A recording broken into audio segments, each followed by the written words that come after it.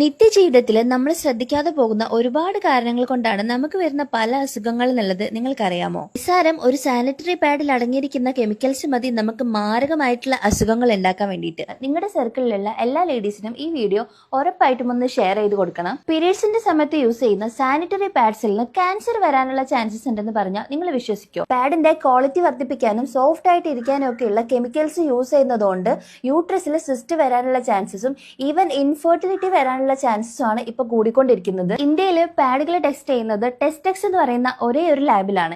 ഈ പറഞ്ഞ ലാബിൽ തന്നെ നിലവിൽ ഫേമസ് ആയിട്ടുള്ള ഒത്തിരി ബ്രാൻഡിലാണ് കെമിക്കൽസ് ഉള്ളതായി കണ്ടെത്തിയിട്ടുള്ളത്. ടെസ്റ്റെക്സിൽ 100% ക്വാളിറ്റി പ്രൂവ് ചെയ്തിട്ടുള്ള ഒരേ ഒരു ബ്രാൻഡ് ഉള്ളൂ.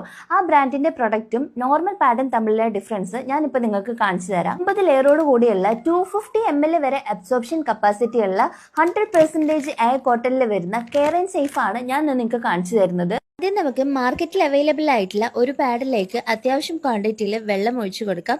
ഇനി നമുക്ക് അതൊന്ന് പൊളിച്ചു നോക്കാം, എന്താണ് അതിൻ്റെ ഉള്ളിൽ സംഭവിക്കുന്നത് നോക്കാം.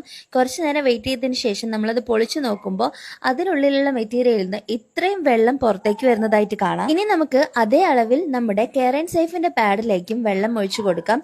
ഇതൊഴിക്കുമ്പോൾ തന്നെ അത് നല്ല രീതിയിൽ അബ്സോർബ് ആവുന്നത് നിങ്ങൾക്ക് കാണാൻ പറ്റും. ഇനി ഞാൻ എൻ്റെ കൈ വെച്ച് നന്നായിട്ടൊന്ന് അമർത്തി നോക്കുമ്പോൾ എത്ര അമർത്തിയിട്ടും അതിൽ നിന്ന് തുള്ളി പോലും ലീക്ക് ആവുന്നില്ല.